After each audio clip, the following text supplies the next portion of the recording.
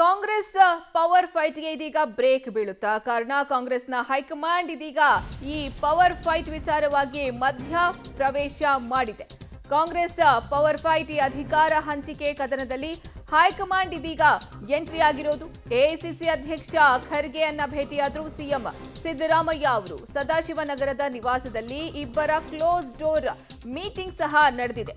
Congress power ಫೈಟ್ಗೆ ಹಾಗಾದ್ರೆ ಬೀಳುತ್ತಾ break. ಅಧಿಕಾರ ಹಂಚಿಕೆ ಕದನದಲ್ಲಿ ಹೈಕಮಾಂಡ್ ಇದೀಗ ಎಂಟ್ರಿ ಆಗಿದೆ. ಎಐಸಿಸಿ ಅಧ್ಯಕ್ಷ ಖರ್ಗೆ ಅವರನ್ನ ಮುಖ್ಯಮಂತ್ರಿ ಸಿದ್ದರಾಮಯ್ಯ ಅವರು ಭೇಟಿಯಾದ್ರು. ಬೆಂಗಳೂರಿನ ಸದಾಶಿವನಗರದಲ್ಲಿ ಅವರ ನಿವಾಸದಲ್ಲಿ ಇಬ್ಬರು ಸಹ ಭೇಟಿ ಮಾಡಿ ಕ್ಲೋಸ್ ಡೋರ್ ಮೀಟಿಂಗ್ ಅನ್ನ ನಡೆಸಿದ್ದಾರೆ. ಸತತ 1.5 ಗಂಟೆಗಳ ಕಾಲ ನಾಯಕರು ಮಾತುಕತೆಯನ್ನು ಸಹ ನಡೆಸಿದ್ದಾರೆ.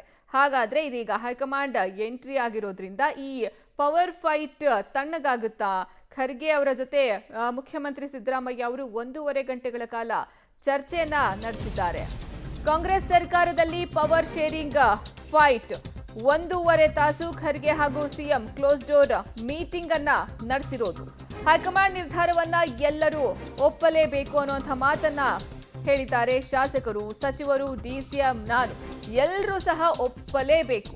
ಹೈಕಮಾಂಡ್ ಕರೆದ್ರೆ ನಾನು ಸಹ ದೆಹಲಿಗೆ ಹೋಗ್ಲೇಬೇಕು, ನಾನು ಹೋಗ್ತೀನಿ, ಯಾವಾಗ ಕರೆದ್ರು ಆವಾಗ ಹೋಗ್ತೀನಿ ಅಂತ ಮುಖ್ಯಮಂತ್ರಿ ಸಿದ್ದರಾಮಯ್ಯ ಅವರು ಹೇಳಿದ್ದಾರೆ. ಹೈಕಮಾಂಡ್ ಏನೇ ತೀರ್ಮಾನ ತೆಗೆದುಕೊಂಡ್ರು ನಾನು ಬದ್ಧನಾಗಿರ್ತೇನೆ, ಎಲ್ಲರೂ ಸಹ ಅದನ್ನ ಬದ್ಧರಾಗಿರ್ಲೇಬೇಕು.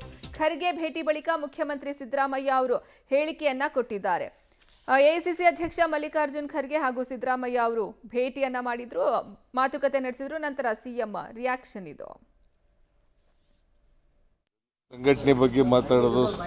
ಚುನಾವಣೆ ಬರ್ತಾ ಇದೆ, ತಾಲೂಕು ಪಂಚಾಯಿತಿ, ಜಿಲ್ಲಾ ಪಂಚಾಯಿತಿ ಮತ್ತು ನಗರ ಪಾಲಿಕೆ, ಬೆಂಗಳೂರು ನಗರ ಪಾಲಿಕೆ ಚುನಾವಣೆ, ಇದ್ರ ಬಗ್ಗೆ ಮಾತಾಡೋದು. ಕರ್ಟಸಿ ಕಾಲ, ಇದು ಒಂದು ಕರ್ಟಸಿ ಕಾಲ ಅಷ್ಟೇ. ಬೆಂಗಳೂರು ಬಂದಿದ್ರಲ್ಲ, ಅದಕ್ಕೆ ಭೇಟಿ ಮಾಡಕ್ಕೆ ಬಂದಿದ್ದೆ. ನಾನು ಡೆಲ್ ಆಗಿರೋದೇ ಇಲ್ಲ ಯಾವಾಗಲೂ.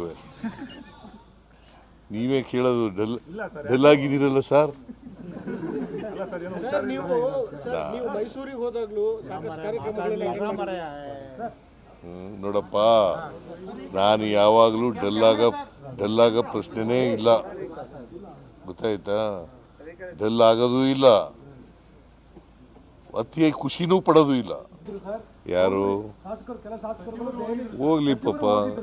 ಅಲ್ಟಿಮೇಟ್ಲಿ ಹೈಕಮಾಂಡ್ ಏನು ಡಿಸಿಷನ್ ಮಾಡ್ತಾರೆ ಅದನ್ನ ಎಲ್ಲರೂ ಒಪ್ಕೋಬೇಕಲ್ಲಪ್ಪ.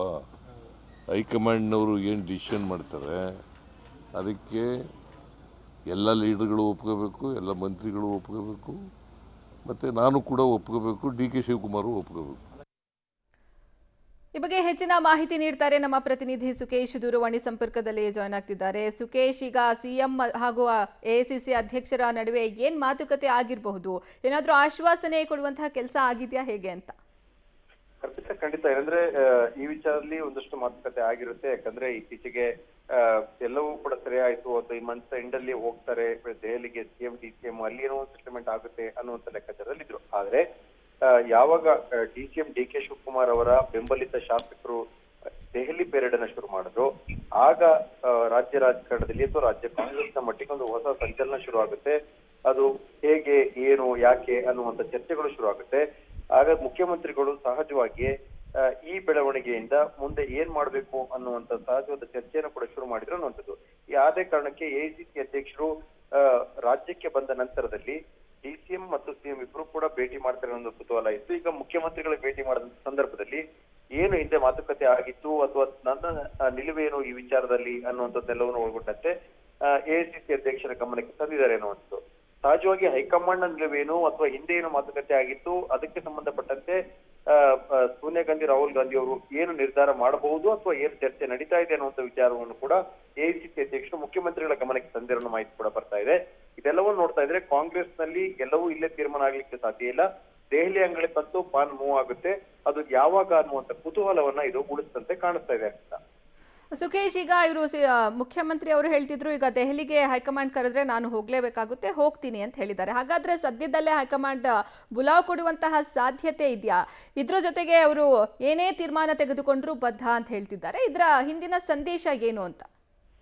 ಸಹಜ. ಯಾಕಂದ್ರೆ ಕಾಂಗ್ರೆಸ್ ನಲ್ಲಿ ಒಂದು ಹೈಕಮಾಂಡ್ ಕಲ್ಚರು ಅಥವಾ ಯಾರೇ ಆಗಿರ್ಲಿ ಕೂಡ ಹೈಕಮಾಂಡ್ ತೀರ್ಮಾನವೇ ಅಂತಿಮ ಅನ್ನುವಂಥದ್ದು ಮೊದಲಿಂದ ಹೇಳ್ಕೊಂಡು ಬಂದಂತ ಮುಖ್ಯಮಂತ್ರಿಗಳು ಕೂಡ ಇದನ್ನು ಮೊದಲ ಬಾರಿ ಹೇಳ್ತಾ ಇಲ್ಲ, ಹಿಂದೆಯೂ ಕೂಡ ಅವ್ರು ಹೇಳಿದ್ದಾರೆ. ಹಾಗೆ DCM DK ಶಿವಕುಮಾರ್ ಕೂಡ ಸಾಕಷ್ಟು ಬಾರಿ ಹೇಳಿದ್ದಾರೆ. ಹಾಗಾಗಿ ಎಲ್ಲೊಂದ್ ಕಡೆ ಹೈಕಮಾಂಡ್ ತೀರ್ಮಾನವೇ ಅಲ್ಟಿಮೇಟ್ ಅನ್ನುವುದು ಕಾಂಗ್ರೆಸ್ನ ಆನ್ಲೈನ್ ಅಜೆಂಡಾ ಆಗಿರುತ್ತೆ. ಬಹುಶಃ ಮುಖ್ಯಮಂತ್ರಿಗಳು ಕೂಡ ಅದನ್ನೇ ಹೇಳಿದಂತೆ ಕಾಣಿಸ್ತಾ ಇದೆ.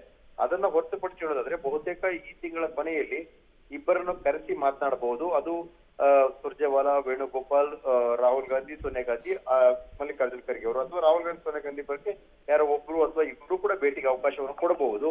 ಆದ್ರೆ ಮುಖ್ಯಮಂತ್ರಿಗಳು, ಉಪಮುಖ್ಯಮಂತ್ರಿಗಳು, ಮಲ್ಲಿಕಾರ್ಜುನ್ ಖರ್ಗೆ ಅವರು, ಸುರ್ಜೇವಾಲಾ ಅವರು, ವೇಣುಗೋಪಾಲ್ ಅವರು ಇಷ್ಟು ಜನ ಅಂತೂ ಇದ್ದು ಒಂದು ತೀರ್ಮಾನವನ್ನ ಇಬ್ಬರ ನಡುವೆ ಒಂದು ಫಾರ್ಮುಲಾವನ್ನು ಸಿದ್ಧಪಡಿಸುವಂತಹ ಸಾಧ್ಯತೆ ಇದ್ದಂತೆ ಕಾಣಿಸ್ತಾ ಇದೆ. ಧನ್ಯವಾದ ಸುಖೇಶ್ ನಿಮ್ಮೆಲ್ಲ ಮಾಹಿತಿಗಾಗಿ.